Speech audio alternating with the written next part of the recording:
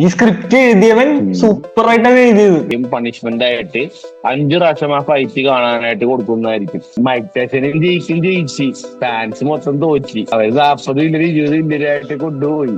Official Netflix ഒക്കെ down ആയിരുന്നു കുറെ നേരത്തെ. പോയിന്റും പോയി ഒരു റൗണ്ട് ഒരു ഹെഡ് ബട്ടിന്റെ. ഞാൻ ഇതേവരെ ഇങ്ങനത്തെ ഒരു കമന്ററി കണ്ടിട്ടില്ല. ഇന്ത്യനോടുള്ള ഹെയ്റ്റ് ആണ്, ഓൺലൈൻ ഇന്ത്യയോട് മൊത്തം ഹെയ്റ്റ് ആണ്. ഹെർട്ട് ചെയ്യണമെന്നുണ്ടായിരുന്നു മൈക്കിന. പൊട്ടനാണ്. ഇത്രയും നാളെ മുമ്പ് അവൻ അറിയില്ലായിരുന്നു മൈക്കിന് 58 വയസ്സുണ്ട്, നെഗറ്റീവ് ബോക്സിബിലിറ്റി ഉള്ളവരാണ് അവന്റെ ചേട്ടൻ. മര്യാദക്ക് കാണാനും ഒക്കെ ഉണ്ടായില്ല.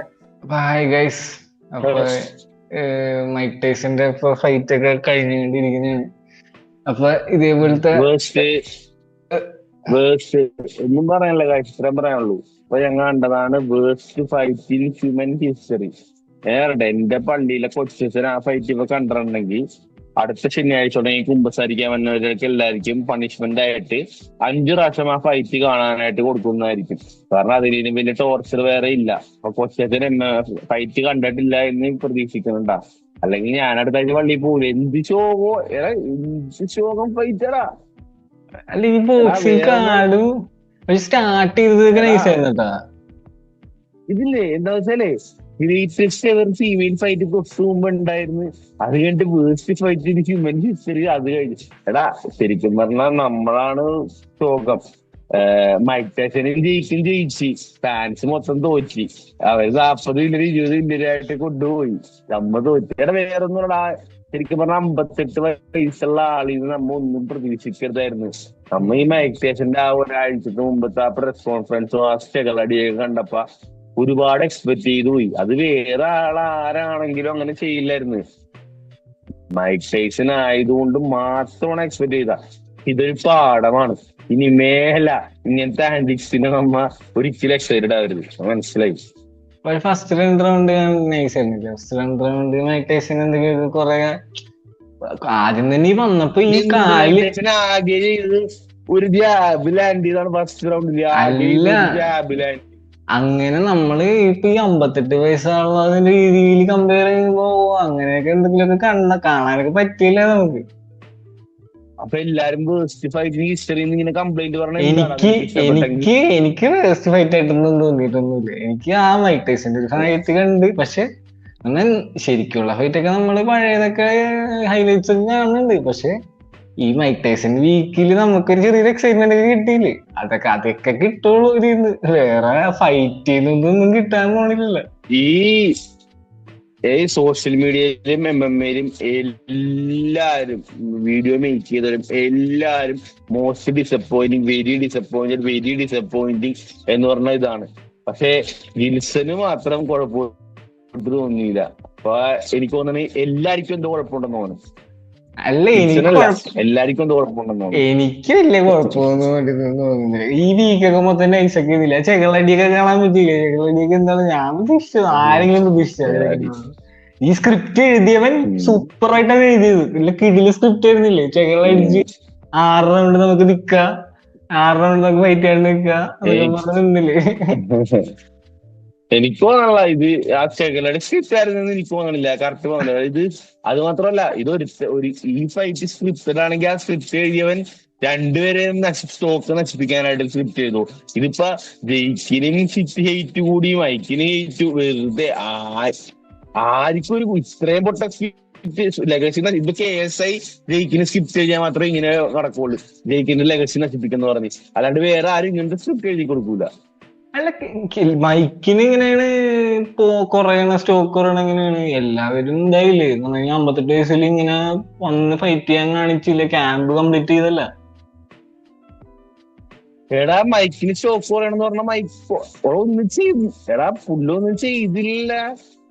ചെയ്തില്ലെന്ന് പറഞ്ഞു കഴിഞ്ഞാ ഫൈറ്റ് ചെയ്യാൻ വേണ്ടി വെയിനൊക്കെ കംപ്ലീറ്റ് ചെയ്ത് മൈക്കിന് സ്റ്റോക്ക് കുറഞ്ഞത് ഞാൻ പറഞ്ഞു കഴിഞ്ഞത് തൊട്ട് മുമ്പ് ആ ഒരാഴ്ചത്തെ പ്രസ് കോൺഫറൻസിന് മുമ്പ് കണ്ടപ്പ എല്ലാരും മൈക്കിന്ന് കുറെ പ്രതീക്ഷിച്ച്. 58 വയസ്സുള്ള ആണെങ്കിൽ പോലും. എന്നിട്ട് ആ ഒരു ഫൈറ്റ് പെർഫോമൻസ് കാണിച്ചപ്പോ എന്താ ജയിക്കിനെ കുറിച്ച് ജാബാണ് ലാൻഡ് ചെയ്ത്. അതിന് പിന്നെ എന്ന് പറഞ്ഞാൽ ഫസ്റ്റത്തെ 1-2 റൗണ്ട് ജയിക്ക് ഫ്രണ്ടോട്ട് കൊണ്ടായില്ല. പിന്നെ മൈക്ക് ടൈസൺ ഫുള്ള് സർവൈവൽ മോഡായിരുന്നു. അത് മാത്രമല്ല, ആദ്യമായിട്ടാണ് സ്ട്രീമിങ്ങിനെ കട്ടായി പോയത്. ഇത്രയും വലിയ ഇവന്റും UFC 300 ഒക്കെ നടന്നിട്ടും ഒരിക്കലും സ്ട്രീം നെറ്റ്ഫ്ലിക്സ് എന്തോ സൈറ്റൊക്കെ അറ്റാക്ക് ചെയ്ത് എന്താ സംഭവിച്ചെന്ന് അറിയാൻ പാടില്ല. സ്ട്രീം വരെയും ബ്ലോക്ക് ആയി പോയി. അല്ല, നെറ്റ്ഫ്ലിക്സ് ആദ്യമായിട്ടാണല്ലോ ലൈവ് സ്ട്രീം ഒരു ഇങ്ങനത്തെ ഇവന്റ് ഒക്കെ. ഇത് ചിലപ്പോ പ്രതീക്ഷിച്ചിട്ടുണ്ടാവില്ലായിരിക്കും ഇത്രയും പേര് ട്യൂണിങ് ചെയ്യുന്നത്. അതായിരിക്കാം. എന്തായാലും പിന്നെ 300 മില്യൺ ആൾക്കാർ സബ്സ്ക്രൈബേഴ്സ് ഉണ്ട് നെറ്റ്ഫ്ലിക്സിന്.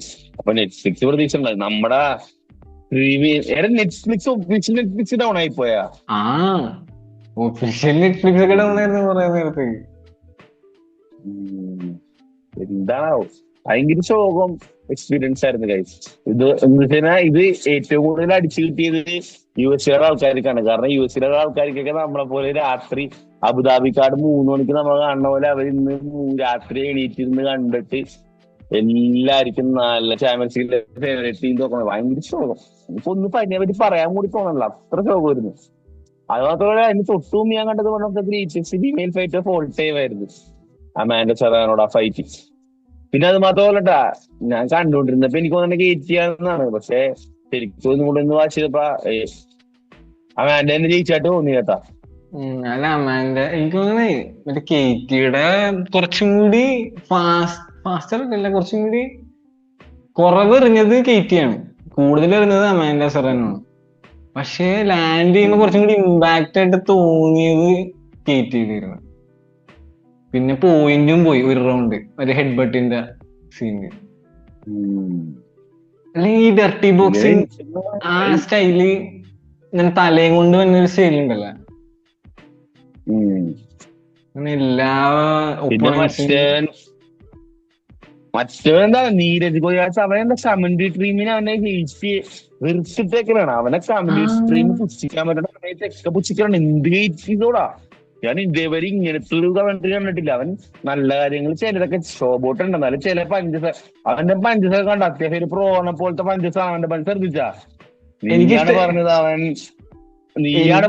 ഇൻഫ്ലുവൻസർ ആണ്. അപ്പൊ ഞാൻ പറഞ്ഞില്ലടാ അവൻ പ്രോയാണ്, അവന് പ്രോ ലെവൽ ഫൈറ്റിംഗ് ആണ്. അത് ശരിക്കും എവിഡന്റ് ആയിരുന്നു ഈ മാച്ചിൽ. മറ്റേ ഇൻഫ്ലുവൻസറും ഇതാണ് പ്രോ എന്നും.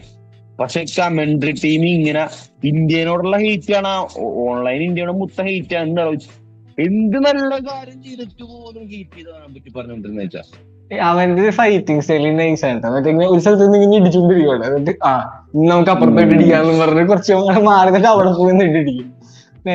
അത് മാത്രമല്ല രണ്ടുപേരും ഗാർഡിങ് വന്നിട്ട് സ്ലിപ്പ് ചെയ്തിട്ട് ഫാസ്റ്റ് പഞ്ചസ് കുറച്ച് അതൊക്കെ കൊള്ളാക്ക നൈസാണ്. അവസാനത്തെ ലാസ്റ്റ് 10 സെക്കൻഡ് കണ്ടായിരുന്നു. ലാസ്റ്റത്തെ സെക്കൻഡ് നൈസ് ആയിരുന്നു. അവൻ മറ്റവൻ ഇങ്ങനെ വെറുതെ കയ്യും വീശിന് നേരെ വെച്ചിരുന്ന് നീരജാണെ കൊറേ ഇങ്ങനെ ഇടിച്ചുകൊണ്ടിരിക്കുന്നു. ഭാഗ്യത്തിന് ആ പഞ്ച് ചെയ്തപ്പോഴേക്കും അവൻ ഒന്നും വെറുതെ ചെയ്യുന്നപ്പോഴേക്കും പഞ്ച് ചെയ്തില്ല. ഞാൻ വെച്ചാൽ അങ്ങനെ പഞ്ച് ചെയ്ത് നോക്കൗട്ട് ചെയ്യുന്നു. എനിക്ക് സ്റ്റാർട്ട് ചെയ്ത് എനിക്ക് നീരജിന്റെ ഫൈറ്റ് സ്റ്റാർട്ട് ചെയ്തപ്പോ ഇഷ്ടപ്പെട്ടോ. ഭയങ്കര ഡിസപ്പോയിന്റഡ് ആണ്. ഭയങ്കര ഡിസപ്പോയിന്റ്. കാരണം ആ മൈക്കയുടെ 58 വയസ്സാളെന്നുള്ള പ്രതീക്ഷ കൊണ്ടല്ല ആ ആഴ്ച മൈക്ക് ടൈസന്റെ ബിഹേവിയർ ഇന്റർവ്യൂലും I am not gonna lose പറഞ്ഞ് ഇടിച്ചൊക്കെ ഇറങ്ങിയപ്പോഴേക്കും ജയിക്കാൻ വേണ്ടി വേറെ ഒന്നും ട്രൈ ചെയ്തില്ല പുള്ളി. എനിക്കറിയാൻ പാടില്ല. Feeling so bad. അത് മാത്രമല്ല ജയിക്ക് ഹെർട്ട് ചെയ്യണമെന്നുണ്ടായിരുന്നു മൈക്കിന. പിന്നെ മൈക്കിന്റെ ഏജ് ഷോ ചെയ്യാനുണ്ടായിരുന്നു. പൊട്ടനാണ്. ഇത്ര നാളെ മുമ്പ് അവൻ അറിയില്ലായിരുന്നു മൈക്കിന് 58 വയസ്സുണ്ട്, അവനെ ഹെർട്ട് ചെയ്യാനായിട്ട് തോന്നൂല. പിന്നെ എന്തിനാണ് ഈ ഫൈറ്റ് എടുത്തത്? അതിനേല് ഇടയിൽ അവന്റെ ചേട്ടൻ ക്ലൗൺ പൊട്ടൻ, നെഗറ്റീവ് ബോക്സിബിലിറ്റി ഉള്ളവരാണ് അവന്റെ ചേട്ടൻ. അവന്റെ ചേട്ടൻ അവിടെ സൈഡിൽ നിന്ന് പറയണേ മൈക്കുന്നു. മൈക്ക് എനിക്ക് തോന്നുന്നു ആ വേഴ്സ് മൈക്കൂല ലോകനെ തോപ്പിക്കും. കാരണം ഡിലുണ്ടായിരുന്നു ചേട്ടൻ എന്താ ചെയ്താ ഇത്ര ഒരു ഈഗോ ഉള്ള ഒരു പൊട്ടൻ ചേട്ടൻ ഞാൻ കണ്ടിട്ടില്ല ഒരു സ്പോർട്സ് എന്റർടൈൻമെന്റിൽ. ലോകം മണ്ടൻ. ഞാൻ വിചാരിച്ചു പ്രൈം കുപ്പിയൊക്കെ കൊണ്ടുവരുന്നത്, പക്ഷെ കുപ്പിയൊന്നും കൊണ്ടുവന്നില്ല. മറ്റേ സ്പ്രേ ബാൻഡാണ് സെൽഷ്യസ് ഇവന്റിൽ. എനിക്കത് ഓർമ്മയില്ലേ? ഓ, ഇത് സെൽഷ്യസ് ആണല്ലേ.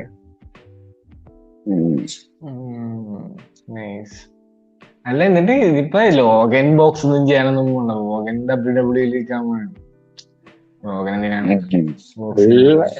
പക്ഷെ നീ ഫൈനൽ ഫൈറ്റിന് എത്ര കൊടുത്തിട്ട്?